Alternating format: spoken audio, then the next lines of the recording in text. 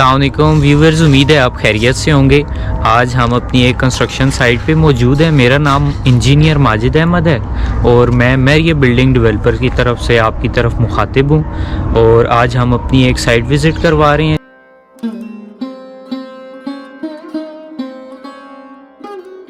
तो आइए आपको विज़िट करवाते हैं। सबसे पहले फ्रंट पे आप देख सकते हैं, ये हमारी जो है वो फ्रंट की बाउंड्री वाल है, जिसमें नॉर्मली हम ऐसे करते हैं कि डिज़ाइन देते हैं ताकि जो घर की लुक है फ्रंट से ही मज़ीद अच्छी लगे, खूबसूरत लगे। नॉर्मली अभी ये बना तो नहीं है, इसलिए आपको ये वाज़े इतना ख़ास नज़र नहीं आ सकेगा कि अभी क्या बनेगा। मैं विजुअली आपको बता देता हूँ कि ये जो हमने इसमें बॉक्सेस छोड़े हैं, यहाँ पे आर्चेस बनेंगी। नॉर्मली आपको आइडिया होगा कि आर्च किस तरह की होती हैं। चूँकि हम एक सोसाइटी में काम कर रहे हैं, यहाँ पे इनके बायलाज होते हैं, तो हम मैक्सिमम 7 फीट तक अपनी फ्रंट बाउंड्री उठा सकते हैं। तो ये ऊपर जाके बंद होगी तो इंशाल्लाह फिर इनका व्यू क्लियर होगा। अंदर आ जाएँ तो यहाँ पे हमारा मेन डोर इंस्टॉल होगा, जिससे हम अपने घर के अंदर दाखिल हो जाएंगे।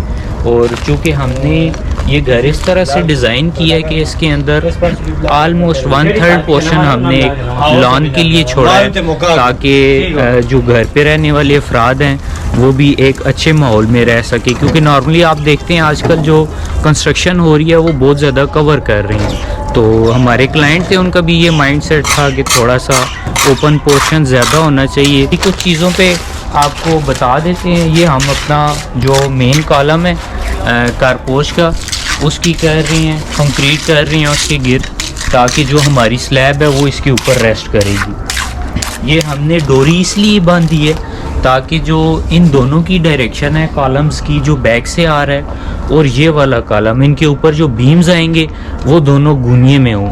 नॉर्मली होता है इस तरह कि अगर इसको गुनिये में ना करें तो ऊपर जब छत डलती है, शटरिंग्स का फोल्डिंग कर रहे होते हैं, तो उस वक्त मसाइल होते हैं क्योंकि उनकी डायरेक्शंस थोड़ी सी आगे पीछे हो जाती है।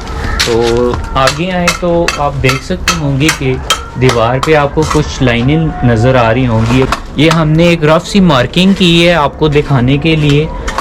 ये जो हमारी हाइट होती है इसको हम राइज़र कहते हैं। ये एक स्टेयर का स्टेप आपको नज़र आ रहा है जो कट में है, ये राइज़र है और ये हमारा ट्रेड होता है। चूँकि हमने यहाँ पे राइज़र रखते हैं ऑलमोस्ट 6 इंच और ट्रेड 11 इंच रखते हैं। जब वो फिनिश होता है तो वो 1 फीट हो जाता है। तो ये एक नॉर्मल रिलैक्स सीढ़ी होती है कि जो हजरात ज़्यादा उम्र वाले भी होते हैं वो भी इजीली यहाँ पे ऊपर चढ़ सकें, उनके लिए मुश्किलात ना हों। नॉर्मली कुछ लोग गलती ऐसे करते हैं कि ये जो आपको लाइन नज़र आ रही है ये स्टेप्स को कनेक्ट कर रही है ना, आप देख सकते हैं इनको। लोग ये चीज़ और इसके नीचे सिल ड्रॉ नहीं करते जब उसका फोल्डिंग हो रही होती है, तो उसके मसाइल फिर ये होते हैं कि ये अपना इसका फोल्डिंग वाले ना जो फट्टा होता है इसके साथ लगा देते हैं, तो हमारी सेल के लिए मार्जिन नहीं बचता। तो इसलिए हमने इनको एक लाइन ड्रॉ कर दी है। आलमोस्ट 2.5 से 3 इंच की सेल इसको अवेलेबल हो, ताकि वो जो स्टेयर्स हैं वो अपना लोड भी बेयर कर सकें और बाद में कोई फेलियर या कोई चीज़ इस तरह की पैदा ना हो। यहाँ से आप देख सकते हैं, यहाँ से स्टेयर्स चढ़ रही हैं हमारे मेन डोर के अंदर से। जो आएंगे अफराद ऊपर चढ़ते चढ़ते यहाँ पे हमारी लैंडिंग होगी, फिर यहाँ से दोबारा हमारी सीढ़ी टर्न होके छत पे चली जाएगी, फर्स्ट फ्लोर पे हम चले जाएंगे। अंदर आएँ तो आपको उसका फोल्डिंग दिखा देते हैं।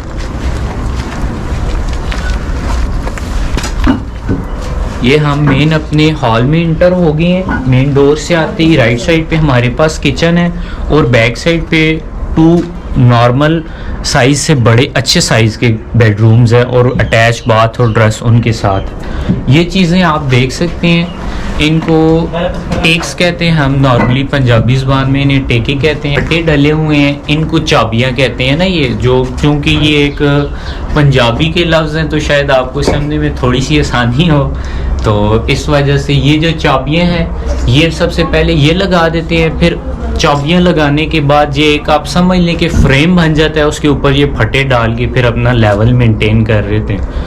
और नॉर्मली जो इसमें टेक्निकल चीज़ ये है वो 2 टेकों का आपस में जो फासला होता है, चूँकि हम फील्ड के हैं तो आपको समझा रहे इसलिए हैं कि ताकि आप अगर अपना काम करवाएं तो इन चीज़ों को भी आप मद्देनज़र रखें। जो 2 टेक्स हैं इनके दरमियान फासला आलमोस्ट 2.5 फीट होना चाहिए, 2.5 फुट जिसे कहते हैं, ताकि अल्लाह ना करे कि नॉर्मली जिस टाइम स्लैब ढलती है उसका जब कंक्रीट का एक अपना वज़न होता है जो उसके ऊपर ढलता है तो उसकी वजह से टेक्स सपोर्ट जो होती हैं वो नीचे बैठ जाती हैं। तो ये अगर सपोर्ट्स दूर दूर लगी हों तो उस वजह से आपका छत अल्लाह ना करे कि बैठ सकता है, खदशात होते हैं उसके। तो इसलिए ये चीज़ मेंटेन करनी चाहिए कि इनका आपस में डिस्टेंस करीब और कम से कम होना चाहिए। ये जो हमारी टेकें होती है ना, ये हमारी जो स्लैब है उसको सपोर्ट कर रही होती हैं।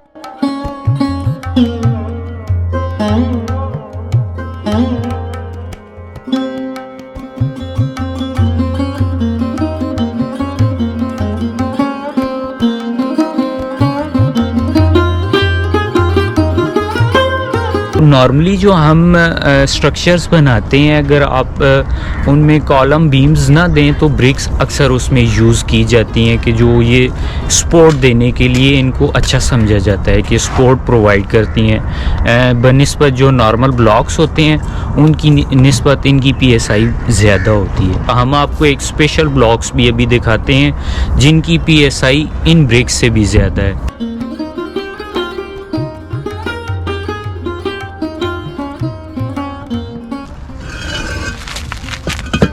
ये आप ब्लॉक्स जो देख सकते हैं, ये दूसरे ब्लॉक्स 2 किस्म के एक्चुअली ब्लॉक्स होते हैं, एक हॉलो होते हैं और एक सॉलिड होते हैं। मतलब हॉलो ये कि इनके अंदर से सुराख हुआ होता है, और एक ब्लॉक ऐसे होते हैं कि जो फिल होते हैं, सॉलिड होते हैं।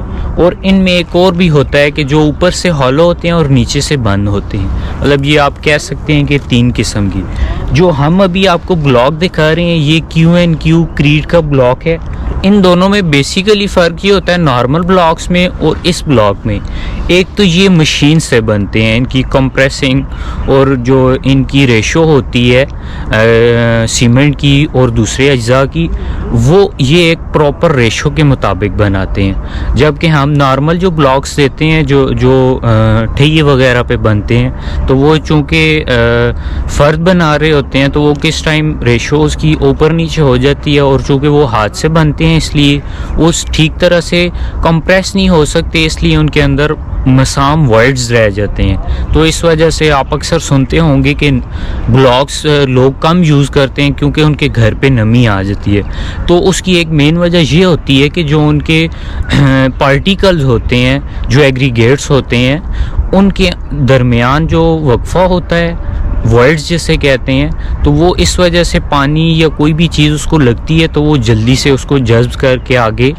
मुंतकिल कर देते हैं। तो इस वजह से ये जो ब्लॉक है ये आपका चूँकि मशीन से कंप्रेस हुआ होता है, इसलिए इसके अंदर मसाम बिल्कुल नहीं होते। मतलब कि थोड़े से होते हैं कि उसको अगर हम इनके अंदर कंक्रीट करके इनको लगाएं तो ये बहुत ज़्यादा इफ़ेक्टिव होते हैं और स्ट्रेंथ इनकी बहुत ज़्यादा बढ़ जाती है ब्रिक्स के। नॉर्मली जो इनकी PSI है वो ब्रिक से भी 1000 ज़्यादा है। तो इसलिए हम आपको सुजेस्ट ये करेंगे कि आप भी अपना घर अगर बना रहे हैं तो Q&Q क्रीड से ये ब्लॉक विज़िट लाजमी करें और इस पे अपना घर तामीर करें।